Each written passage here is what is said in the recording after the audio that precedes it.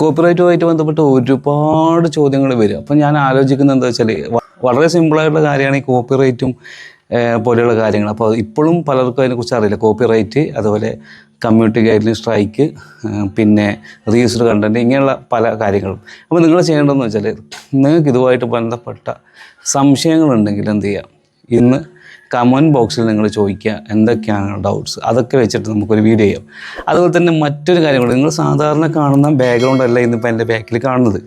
എന്തുകൊണ്ടാണ് ഞാൻ ഈ ബാക്ക്ഗ്രൗണ്ട് മാറ്റിയെന്ന് പറഞ്ഞില്ല. അതായത് ഞാൻ നോർമലി വീഡിയോ എടുക്കുന്നത് പിന്നെ മറ്റൊരു സൈഡിൽ നിന്നാണ്. അപ്പോൾ അവിടെ അത് ആൾക്കാരൊന്നും ഞാൻ കാണുന്നില്ല, കംഫോർട്ടായിട്ട് ഞാൻ നിന്ന് വീഡിയോ എടുക്കുന്ന സ്ഥലമാണ്. പക്ഷേ എന്തുകൊണ്ട് ഇന്ന് ഇവിടത്തേക്ക് മാറ്റിയെന്ന് പറഞ്ഞാൽ, ഞാൻ ഈ വീഡിയോ എടുക്കുന്ന സ്ഥലം നിങ്ങൾക്ക് കാണിച്ചു തരാം.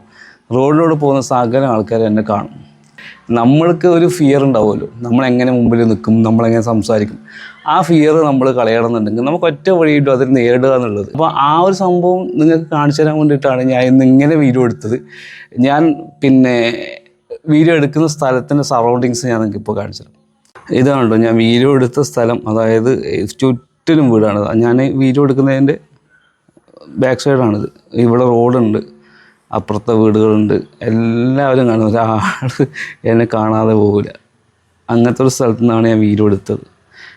ഞാനിത് എടുക്കാൻ കാരണം, ഞാൻ ഇവിടുന്ന് എടുക്കണം എപ്പോഴും വിചാരിക്കുന്നത് ഈ ഒരു പൊസിഷനിൽ നിന്നാണ് എടുത്തത്.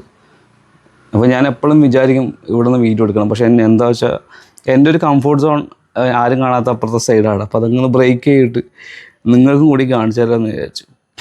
അപ്പോൾ നിങ്ങൾ ചെയ്യേണ്ടത് എന്താണ്, ഇങ്ങനെ പേടിയുള്ളവരെന്ത് ചെയ്യുക, വന്ന് ക്യാമറേൻ്റെ മുമ്പിലൊന്ന് നിൽക്കുന്നു, നമുക്ക് നോക്കാമല്ലോ എന്ത് സംഭവിക്കുന്നു. എനിക്ക് നിങ്ങളോട് പറയാനുള്ള കാര്യം ഇതാണ്, നമ്മളിതിനൊക്കെ നേരിട്ടാൽ മാത്രമേ നമുക്കതിനെ ഓവർകം ചെയ്യാൻ പറ്റുള്ളൂ. അല്ലാതെ നമുക്ക് പേടിയാന്ന് പറഞ്ഞിട്ട് ഒരു കാര്യമില്ല. നമുക്ക് എന്ത് പേടിയുണ്ടെങ്കിൽ എന്ത് ചെയ്യുക, അതിനെ ഇറങ്ങി നേരിടുക. നമുക്ക് നോക്കാം. അതുകൊണ്ട് നിങ്ങൾ വോയിസ് ഓവർ കൊടുക്കാൻ പേടിയുള്ളവരും വീഡിയോൻ്റെ മുന്നിൽ വരാൻ പേടിയുള്ള ആൾക്കാരൊക്കെ എന്ത് ചെയ്യേണ്ടത് പറഞ്ഞാൽ, നിങ്ങളങ്ങ് വീഡിയോൻ്റെ മുന്നിൽ ഒന്ന് സംസാരിക്കുക. അപ്പോൾ നമുക്ക് നോക്കാം എന്ത് സംഭവിക്കും എന്നുള്ളത്.